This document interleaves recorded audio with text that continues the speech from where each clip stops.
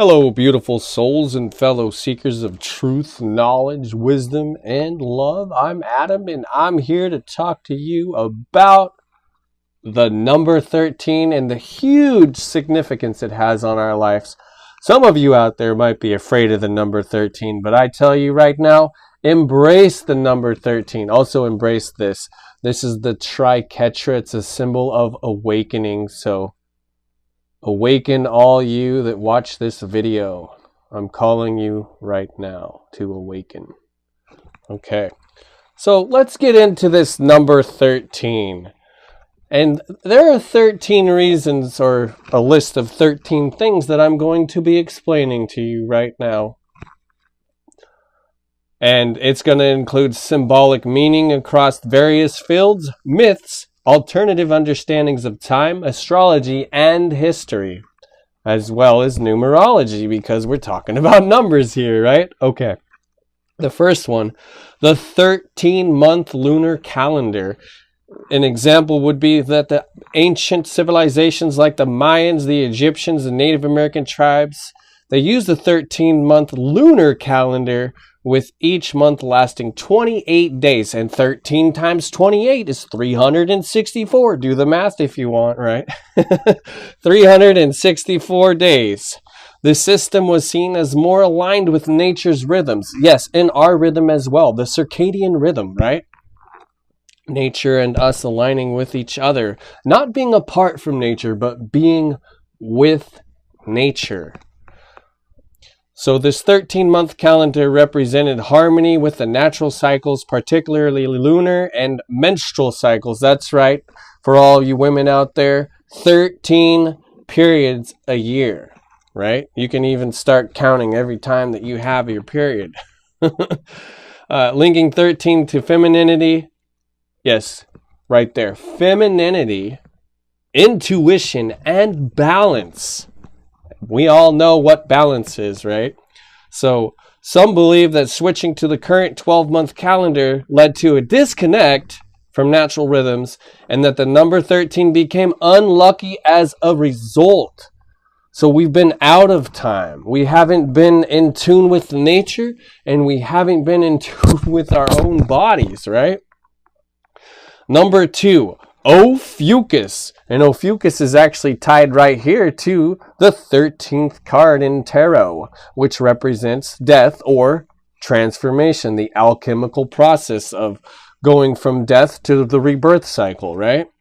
Okay, so Ophiuchus, the 13th sign of the zodiac, the serpent bearer, which is the keeper of the esoteric wisdom, or the hidden 13th sign between Scorpio and Sagittarius, Ophiuchus, symbolizes the healer and the wisdom seeker. Symbolism here is that Ophiuchus represents transformation, mystical knowledge, embracing the unknown, right? Embracing the void. The serpent symbolism links to rejuvenation, wisdom, spiritual healing, adding depth to the 12-sign system by embodying hidden aspects of the self and the cosmos. What does a snake do? It sheds its old skin, and then it has its new skin. That's a transformational process. It's also an alchemical process. Just like in alchemy, if you were to melt down the metal, let's say silver, there would be dross coming up to the surface. And then once you clear the dross, you have the pure element of silver. And that's the alchemical process, right? You have to let all that mucky muck come to the surface and then slough it away to get the pure element. And then, once again, 13 moons in a year. The solar year includes approximately 13 full moons. And also, how many weeks are in a year? 52. And 52 divided by 4 equals 13. You could do the math. 13 moons are a guide to the natural time and attunement with Earth's rhythms. This aligns to the number 13, wholeness, growth, completion of nature's cycles. And 13 comes out to the number 4, and 4 represents the foundation, right? You need 4 to make the foundation. You can even see here, there are 4 pillars to this tower. We're going to get into that later too, so don't worry about that. But right now, we're talking just about this real quick here. So wholeness, growth, and completion of nature's cycles, right? Number 4, 13 in mythology and religion. The example here would be Jesus and his 12 disciples. So Jesus being the one and the 12 disciples coming out to the number 13. And of course, if you were to do 13 sign astrology, find out that the fish, Pisces, is the 13th sign, and Jesus the symbol of the fish. It's all connected, right? And Norse mythology, the 13th guest at a feast of the gods was Loki. Loki the trickster god, right? Whose arrival caused chaos, connecting 13 with change and disruption. I would definitely say that that would be tied to transformation, right? So, as I mentioned earlier, Christian tradition, right? Jesus and the 12 apostles. So 13 here represents mystery, transformation, and the arrival of unforeseen events. It often symbolizes endings, new beginnings, and the transition from one state to another. The alchemical process. For anyone out there that does alchemy, right? And you know how the alchemical process is, the transformation, turning lead to gold. But that's ourselves, turning ourselves lead to gold, the alchemical process. And then, of course, here we have tarot, the 13th card, death. Example would be transformation, letting go, and the start of a new cycle. The ending of one cycle, the beginning of another. You can see right there also Pluto, the symbol of Pluto, the transformational planet, the tearing down and the building back up. That is the power of 13. The death, rebirth, natural processes of life, death, and renewal. And then we have it here for sacred geometry. The flower of life, a universal geometric pattern, contains 13 key systems, which some believe represent all aspects of life and creation. The symbolism in this context represents the unity, balance, the interconnectedness of existence, and it symbolizes the foundational principles of the universe and harmony within creation. And then, of course, we have, for number 7, 13 original colonies of the United States. And this example would be the 13 stripes on the flag. The 13 signifies independence, unity, and transformation from individual colonies to a united nation. And now I want to share with you guys as well how much symbolism there is. We're going to take the dollar. We're going to get into this here. So here we have the phoenix. The phoenix has 13 arrows right here. And it has 13 leaves on this olive branch. And right above it we have the star tetrahedron, the Merkaba, the Star of David, whatever you want to call it. But if you count, there are 13 stars. So there's the number 13 for you right there, just in that method. And then over here we have the pyramid, and you can see this pyramid as it focuses in on it. It has 12 layers, and then on the top is the all-seeing eye, the capstone, the 13th layer. You cannot even make it up, right?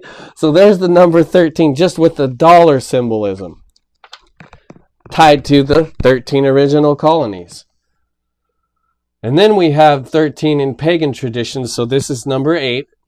Many pagan traditions recognize the 13 full moons to practice spirituality around the 13-month calendar. 13 is a positive number symbolizing divine feminine and the sacred cycle of life, linking it to spiritual awareness and a closer connection with nature. So 13 is the symbol of feminism, whereas 12 is the symbol of the masculine or the patriarchy, right? So the matriarchy was 13 and the patriarchy is 12. And then we have for number 9, 13 steps of initiation. And this would be the spiritual paths describing the journey of the 13 steps towards enlightenment or initiation, such as the ancient Egyptian belief in 13 stages of the spiritual ascension. the symbolism here is the growth, wisdom, and personal transformation, representing the path to higher truths and self-knowledge. And then for number 10, the Aztec and Mayan calendars, the Zolkin in the calendar is based on a 260-day cycle composed of 13 numbers and 20 symbols. So 13 times 20 is 260. So they knew, the Aztecs and the Mayans, they knew that it tends to repeat itself. After 20 days, it goes into the new month, and there's 13 months. So 1320, that's that frequency, right? In high regard. For these civilizations, 13 represented cosmic order, alignment with divine rhythms, and spiritual purpose. Number 11, 13 major joints in the human body. So the human body has 13 major joints that provide movement and flexibility. 2 ankles, 2 knees, 2 hips, 2 wrists, 2 elbows, 2 shoulders, and the neck. These joints are critical points that allow us to navigate, interact, and adapt to our environment. So these 13 major joints symbolize adaptability, movement, and flexibility in life. In this context, 13 represents the ability to change direction, evolve, and stay connected to both the physical and spiritual journey. It's a reminder of how interconnectedness and flexibility are essential for growth and resilience, mirroring the fluid, transformative nature of the number 13. And then, of course, for number 12 is Friday the 13th. A lot of people might be afraid of Friday the 13th, but in modern superstition, Western culture, they are saying it's unlucky, but if you go into the world, it's more of a lucky thing. It stemmed from efforts to undermine ancient traditions that honored 13, which often empowered feminine and intuitive practices.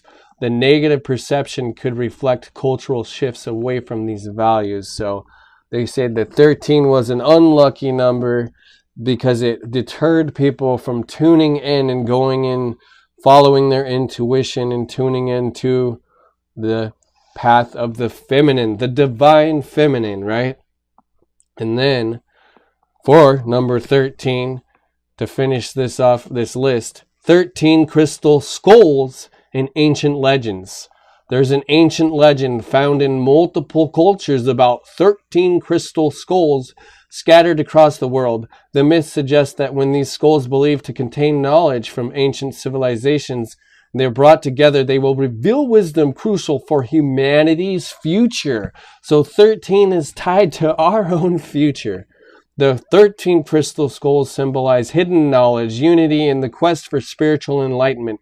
Together, they represent a bridge between the past and the future, as well as the mysteries of the human consciousness. The number 13 here ties into themes of interconnectedness, collective awakening, and the transformative power of wisdom passed down through generations. So here, 13 symbolism is deeply connected to cycles, transformation, mystery, and spiritual awakening. Across ancient calendars, myths, and sacred practices, 13 frequently symbolizes hidden wisdom, rebirth, and cosmic alignment. While sometimes viewed as unlucky in modern culture, 13 holds enduring power as a number linked to natural harmony, balance, and the universe's cyclical nature. And not only that, I want to top it off one more time to one thing. There are also 13 original bloodlines that think that they can run this world, and you don't even have a clue. All right, so now let's get into all of this going on here. So we're going to start with the hanged man, or hanging man in this sense, the number 12. Let's get rolling on that. So here we are, the hanging man, the number 12. 12 comes out to the number 3 in numerology, which is all about creation, all about creativity. So in this sense, when you're able to see from another perspective, you can do it from a point of creation. So if you step out of fear and into love, you can start creating from the love. And you also, in this sense, you can put yourself in another person's shoes and see from their perception, because that's what this is all about.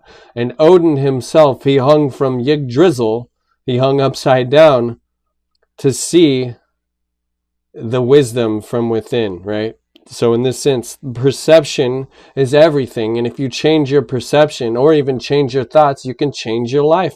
And then we move over here to the death card, which is all about transformation. It's the death rebirth cycle. In this sense, number 13 comes out to the number 4. 4 is about completion. 4 is about the foundation. So 3 is still etheric, but when we hit 4, we get into the solid foundation. So the alchemical transformational process here is all about setting the foundation. As a caterpillar cocoons itself and goes into that cocooning state, this is the cocooning state. And right now, when we shift our perception here in the world, we go into this dark night of the soul experience going on right now, the death rebirth cycle. It's a natural process. You see what's going on in the world, and even with your own friends and family. It's a natural process, this death rebirth cycle. Transformation is happening. The alchemical process, the elements are being melted down, and the dross is coming up. What we're seeing in the world is the dross, and we got to just slough it off, and then we'll have the pure element, right? Then we move into temperance, or even patience. And then, my mom always told me patience is a virtue. So you move in during this dark night of the soul, you got to have that patience to endure to the end, the perseverance, right? Perseverance is one of the greatest gifts of a Capricorn, and a Capricorn never gives up. So never giving up and having the patience to endure to the end. And temperance, the number 14 comes out to the number 5. This temperance will eventually give you that liberation, right? And this liberation is going to move us into the next phase, which is the devil. And we're going to get into that real soon. But before we talk about this row down here, let me just tell you right now, we have Neptune, Pluto, and Jupiter. Pisces, Scorpio, Ophiuchus, Sagittarius. So in this sense, it's all that dreamy-like situation, and that could be the illusion. So if you're not seeing from that higher perspective, changing your perception, you might be seeing things in a blurry vision and not in a lucid vision. So change your perception to really see what's going on, to see the bigger picture, right? And then here we have for Pluto. Pluto is all about tearing down the old and bringing up the new. So there has to be a transformational process. And you can see that here with the tower. You're building and tearing it down. It's a remodelization of the self, in a sense, that transformational alchemical process. Ophiuchus is all about that regeneration, right? And you can see, once again, this dollar bill, you might think this is an eagle, but the ones that really know, it's actually a phoenix. And what is a phoenix? A phoenix is born, it rises from its own ashes. In this sense, this is how it is. Scorpio is the death, and Ophiuchus is the rebirth. See, they both reside in the 8th house, which is the house of transformation. It's also the house of occult involvement and regeneration, right? Rejuvenation. The snake sheds its own skin, and it continues to live on, right? Ophiuchus is actually tied to the story of Asclepius. I'll get into that in another video, but Asclepius, he was the apprentice of Chiron, the wounded healer, and Asclepius, he actually observed the snakes, and these snakes were eating a certain herb that would allow them to live forever. And then he started sharing this herb with the people, right? We'll get into that in another video about all of that. But Asclepius is tied to Ophiuchus. Ophiuchus is the great healer and the keeper of the esoteric wisdom, the one that understands the true power of transformation. Like, you might feel like you're going through a death cycle now. Just wait till you come out of it. A breakdown creates a breakthrough. So some of you might feel like there's a serious breakdown, the nervous breakdown going on right now. Just wait, because once you get here, there's a breakthrough. And that's with Jupiter and Sagittarius. Jupiter is all about expansion. It's all about growth. It's all about luck. And it's all about exercising this patience, right? I'm sure some of you out there heard the phrase, you have the patience of a saint, right? And my mom always said, patience is a virtue, right? So to have that patience, to endure to the end and find the meaning, the higher meaning of life. And I feel right now that as the collective is going through this, changing your perception and transforming what you once knew to the new knowledge coming through, but it ain't new. It's ancient knowledge surfacing. It's the dross coming up, right? It's the mucky muck that needs to be cleared because it's always been there. And now we're finally awakened to see what really is going on. And we move here into the temperance, the waiting period, right? Visualize where you want to be and have fun on that journey. Don't just focus on the end result. Actually go through the journey. And this journey right here, we move to this card, which is about Saturn and Capricorn as well. And that's about being the one to persevere. Also the one, like the constraint, right? What is holding you back? What addictions do you need to let go of? What people do you need to let go of to finally move forward in life? And this is what this is all about, like removing the addictions from your life, all things in moderation, right? Because you might have been overindulging here, and now it's time to let it go, what does not serve your highest and best. And then we move over here to the Tower. What's interesting about the Tower, and also here, the devil is the number 15, which comes out to the number 6, right? So the number 6 is about the home and the hearth, the nurturing that can happen once you let go of those addictions that are holding you back from reaching your higher timeline, right? And you could see the world is going through this kind of a process that's happening. So tune in to what you need to look at and evaluate. Also, what's interesting is the number 6 is tied to Virgo, the 6th house, and that's all about habits. So like, what habits do you need to let go of? Or what habits do you need to transform, right? Then we move here to the Tower, which is the number 16th card here. The Tower comes out to the number 7. Number 7 is all about going towards the spiritual way, like releasing what no longer serves you materially and focusing on your life more in a spiritual way. Because we're all spirits having this human experience, right? And when you get the experience and the knowledge, you get the wisdom, and then you move forward.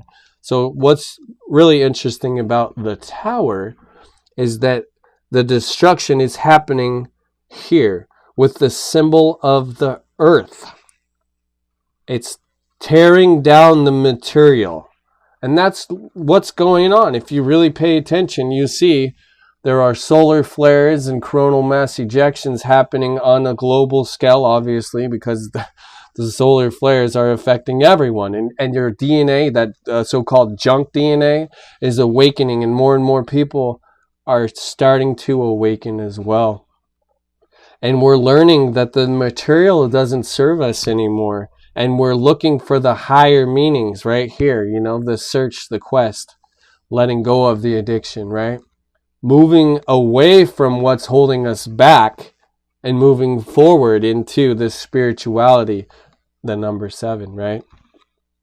So this is naturally Saturn and Capricorn, and this is naturally Mars And it's also a little bit of Pluto too. So these two are connected. The death and the tower are connected because the death is the transformational process.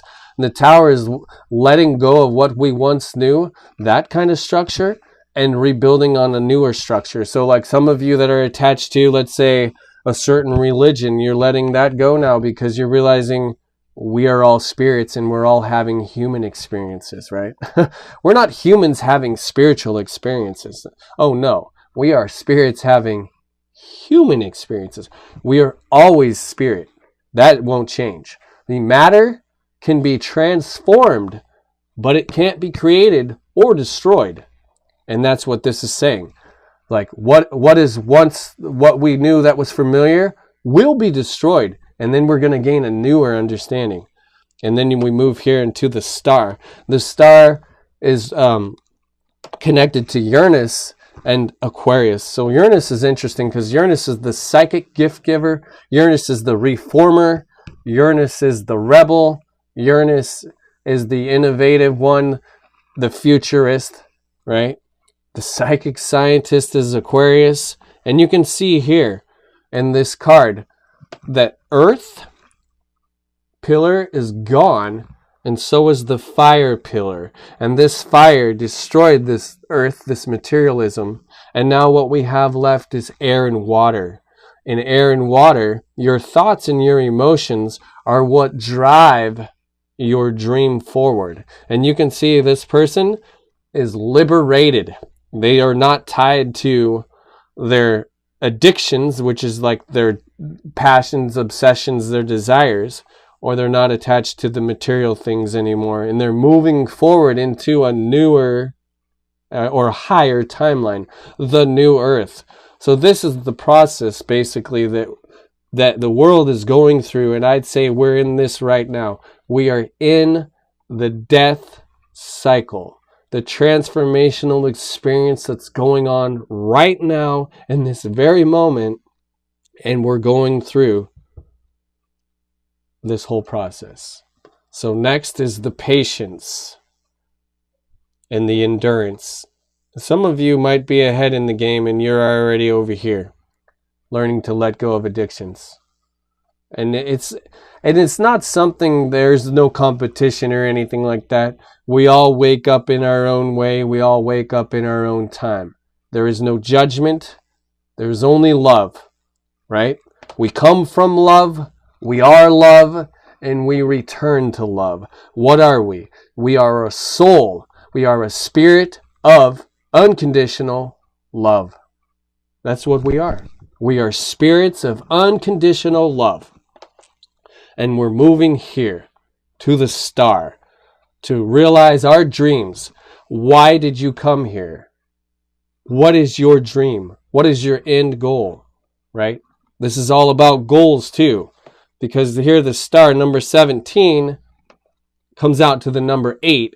And 8 is all about fate, right? The destiny. 8 is all about abundance as well. And we are, as a people, the whole collective in this cycle right now of 8. And can't even make it up. Look at this dollar. 8. 8. That's what we're at right now. Moving into 9. So there you have it. This is a little journey that we're on currently. Some of you might be ahead a little further than others, but we're taking this journey together, and we're there together in love, not in fear. Stepping out of fear, moving into love, transformational experience, the alchemical process, right? That's what's going on. Well, thank you for watching, and I greatly appreciate. Go ahead and comment down below on what you got from this collective reading. And I look forward to seeing you next time. Have a great day.